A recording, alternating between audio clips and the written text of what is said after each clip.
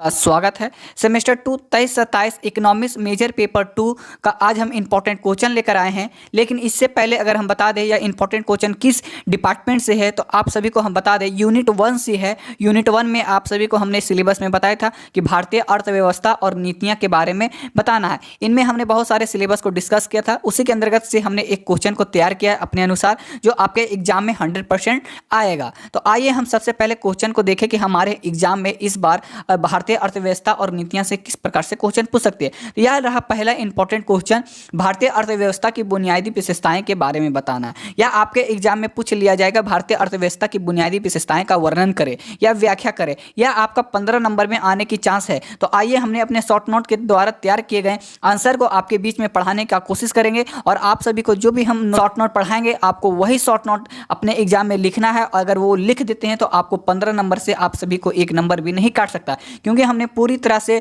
Research करके answer को लिखा और एक सटीक फॉर्म में लाए हैं, ताकि आप सभी का एग्जाम में एक भी नंबर या ना छूटे। तो भारतीय अर्थव्यवस्था की बुनियादी के साथ साथ हम पूरी तरह से आंसर को देखेंगे, और भारतीय अर्थव्यवस्था बुनियादी विशेषताएं के बारे में भी हम पढ़ेंगे कि अगर इसके अंतर्गत क्या चीज़ें हैं, इसका मीनिंग क्या है, डिफाइन क्या है। पूरी तरह से एक एक बारीकी से पढ़ते हुए आंसर को भी हम अपने एग्जाम में किस प्रकार से लिख सकते हैं, अपने शॉर्ट नोट के द्वारा हम आप सभी को प्रस्तुत करना चाहते हैं। तो अगर हमारे प्लेटफॉर्म पर नए हैं तो कृपया ज्वाइन करें, और important question economics major paper 2 हो या 3 है, अभी लगातार हमारे प्लेटफॉर्म पे आ गए, तो अभी से हमारे प्लेटफॉर्म पे आपको जुड़ जाना। आंसर हमने कुछ इस प्रकार से आप सभी के बीच में लाए हैं। तो सबसे पहले आपको एग्जाम में लिखना क्या है, भारतीय अर्थव्यवस्था की बुनियादी। सबसे पहला पॉइंट आप सभी को यही लिखना है कि भारतीय अर्थव्यवस्था की बुनियादी। तो आपको शुरुआत यहाँ से करना है। भारतीय अर्थव्यवस्था विश्व की सबसे तेजी से विकसित हो रही अर्थव्यवस्था में से एक है। अगर हम भारतीय अर्थव्यवस्था को समझें तो विश्व की सबसे तेजी विकसित हो रही अर्थव्यवस्था में से एक है, जो अपनी विविधता और विशाल आकार और ऐतिहासिक पृष्ठभूमि के लिए जानी जाती है।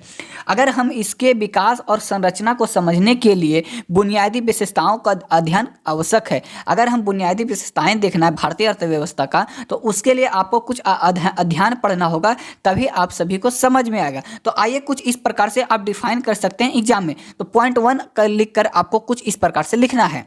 पहला में आप सभी को लिखना है कि कृषि प्रधान अर्थव्यवस्था है, ठीक है ना। तो कृषि प्रधान अर्थव्यवस्था को आप सभी को परिभाषित करना होगा, तभी आपको 15 नंबर मिलेगा। तो आपको इसको लिखना किस प्रकार से, आइए इसका आंसर क्या होगा। तो पहले आपको लिखना, भारत एक कृषि प्रधान देश है। आप सभी को पता कि भारतीय कृषि प्रधान देश है, जहां कृषि और संबंधित गतिविधियां बड़े पैमाने पर रोजगार और आय के स्रोत के द्वारा की जाती है।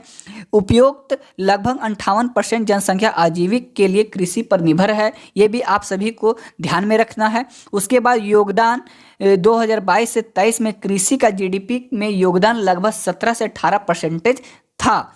उसके बाद आपको लिखना है फसलें, प्रमुख फसलें जैसे धान, गेहूं, दाल, कपास और गन्ना, इस प्रकार से आप सभी को समझना है। उसके बाद समस्या में अगर हम आते हैं तो समस्या में आपको लिखना है कम उत्पादक, सिंचाई की कमी और मानसून पर निर्भरता। तो ये सारे टॉपिक आपको उसमें नोट करने हैं अपने उत्तर में, ठीक है। उसके बाद आपको लिखना क्या है, दूसरा में आपको नोट करना है, करिएगा उद्योग का विकास। उद्योग विकास क्या है, तो इसको भी आपको डिफाइन करिएगा, तभी आंसर मिलेगा।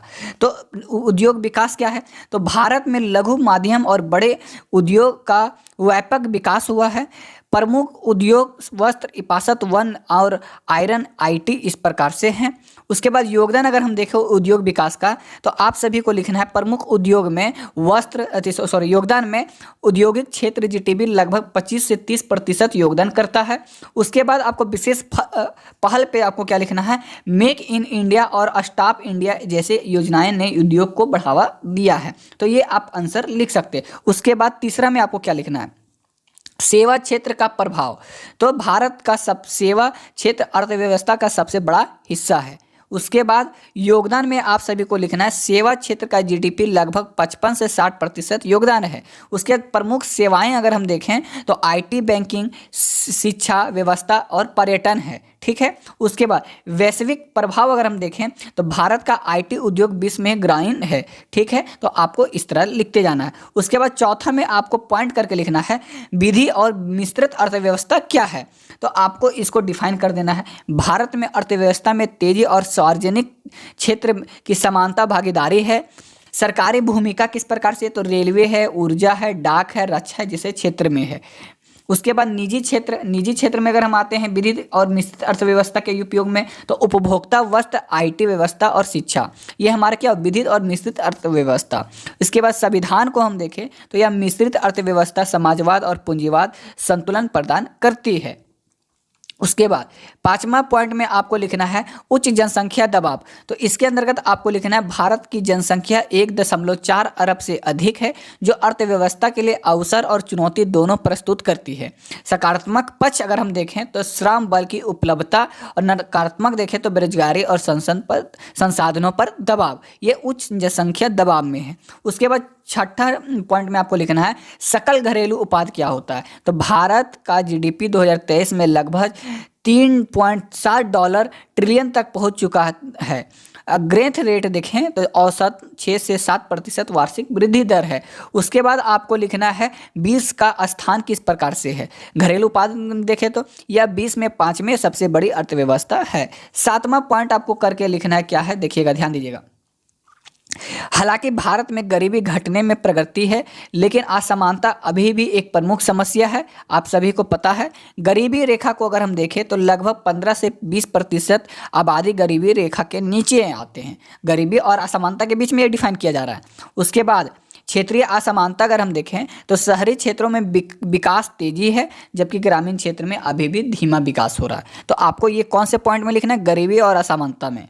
उसके बाद 8वां पॉइंट करके आपको लिखना है विदेशी व्यापार किस प्रकार से की जा रही है और वैश्वीकरण किस प्रकार से की जा रही है। तो भारत ने 1991 के बाद वैश्वीकरण और उदारीकरण की नीतियां अपनाया है, ठीक है। उसके बाद निर्यात किस प्रकार से होता है, ये एक पॉइंट है। आईटी सेवाएं, पेट्रोलियम उत्पादन और रत्न और आभूषण है। आयात अगर देखें तो कच्चा तेल है, मिशन है, इलेक्ट्रॉनिक्स है, ठीक है। उसके बाद हम देखें वैश्विक भागीदारी अगर हम देखें तो GWT, G20 और BRICS सक्रिय भूमिका है।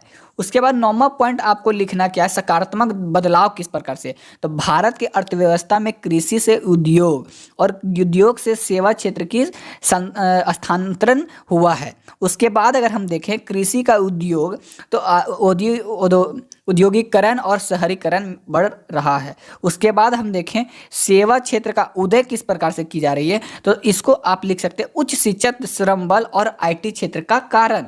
उसके बाद 10वां पॉइंट आपको करके लिखने देना सामाजिक और आर्थिक चुनौतियां। तो बेरोजगारी में आपको क्या लिखना है, युवाओं में रोजगार का अवसर की कमी होना। दूसरा में लिखना है क्या, महंगाई, मूल्य वृद्धि की समस्या।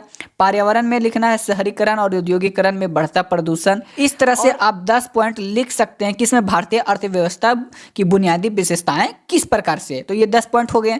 10 पॉइंट में हल्का हल्का आपको डिफाइन करते हुए जाना है। उसके बाद आप अगर तेज हैं, अगर आप सभी हमारे प्लेटफॉर्म के द्वारा देख रहे हैं तो एक पॉइंट आपको नीचे और कर्स हल्का लिख दीजिएगा कॉपी के सबसे नीचे, और आपको लिखना क्या, भारतीय अर्थव्यवस्था विविधता और संभावनाओं से परिपूर्ण है या कृषि, उद्योग और सेवा क्षेत्र के बीच संतुलन बनाने की कोशिश कर रही है। हालांकि गरीबी, असमानता और पर्यावरण समस्या इसकी प्रगति में बाधा बनाती है। सही नीतियां और प्रयासों के माध्यम से भारत अपनी वैश्विक स्थिति और मजबूत कर सकता है। अगर अब निष्कर्ष मतलब होता है कि इसका समरी क्या निकले, इसके मतलब आप क्या समझे, जो 10 पॉइंट आपने लिखा, जो आपने 10 पॉइंट में आपने एक वर्ड में बता दिए कि भारतीय अर्थव्यवस्था विविध और संभावनाओं से परिपूर्ण है और कृषि, उद्योग में और सेवा के बीच में संतुलन बनाने के लिए है, और गरीबी, असमानता, पर्यावरण समस्या से इसकी प्रगति बढ़ती है, और यही सही नीति है कि अपनी वैश्विक स्थिति को मजबूत बना रहा है भारतीय अर्थव्यवस्था। तो इस प्रकार से आपको 10 पॉइंट लिख देना है। जैसे लिखते हैं और लास्ट में अगर आप ये चीज लिख देते हैं तो आपको 15 नंबर कहीं नहीं आपको काटेगा, आपको हम ये गारंटी देते हैं। अगर ये क्वेश्चन आता है आपके एग्जाम में, देखिए दोस्तों, इस तरह से आप भारत अर्थव्यवस्था बुनियादी विशेषताएं में हमने 10 पॉइंट आप सभी को लिखने को बताया। अगर आप ये 10 पॉइंट लिख देते एग्जाम में तो हमारे द्वारा से आप सभी को गारंटी है कि 15 नंबर कहीं मास्टर नहीं काटेगा, क्योंकि आप वही लिखे हैं जो प्रश्न में पूछा जा रहा है। बस बुनियादी विशेषताएं पूछे जा रहे, तो बुनियादी विशेषताएं आपने 10 गो में से 10 में हल्का हल्का डिफाइन करते हुए पूरी तरह से आपने लिखा है। ये आपके जितना हमने बताया है आप सभी को हम बता दें, इतना हमने आप सभी को आंसर बताया है। 10 पॉइंट यह आपका एग्जाम में कम से कम नहीं तो 4 पेज में आराम से अट जाएगा। और 4 पेज अगर आप ग्रेजुएशन में 15 नंबर के लिए लिखते हैं तो काफ़ी है। तो इस तरह से आपका 4 पेज भी भर जा रहा है और 15 नंबर लायक या क्वेश्चन का आंसर प्राप्त है। तो इस प्रकार से दोस्तों आप इकोनॉमिक्स मेजर पेपर 2 का यूनिट पहला का भारतीय अर्थव्यवस्था और नीति का पहला प्रश्न आपने देख लिया कि हमने किस प्रकार से बताया। और यह दोस्तों हमारा शॉर्ट नोट है। यह शॉर्ट नोट आपको कहीं भी इस प्रकार से नहीं बताया जाएगा और ये सटीक आंसर है। आपके कम समय पे यह चीज़ें आप लिखकर 100 नंबर आप इसमें उठा सकते हैं दोस्तों। तो सेमेस्टर 2 का अब लगातार मेजर पेपर 2 का भारतीय अर्थव्यवस्था की नीतियां के क्वेश्चन के अंतर्गत यूनिट 2, 3, 4, 5 तक पूरी तरह से इंपॉर्टेंट क्वेश्चन लगातार आएगी। और आप हमारे प्लेटफॉर्म से जुड़ जाइए क्योंकि इकोनॉमिक्स मेजर पेपर का एक भी क्वेश्चन इस बार हम आप सभी के बीच में मिस नहीं करने देंगे अगर हमारे प्लेटफॉर्म पे आए हैं तो वीडियो अच्छी लगे तो एक लाइक करें और सेमेस्टर 2 के जितने छात्र इकोनॉमिक्स के जहां तक हो सके वीडियो को शेयर कीजिए ताकि एक भी क्वेश्चन छात्रों से ना छूटे। तो आज के लिए इतना ही। जय हिंद, जय भारत।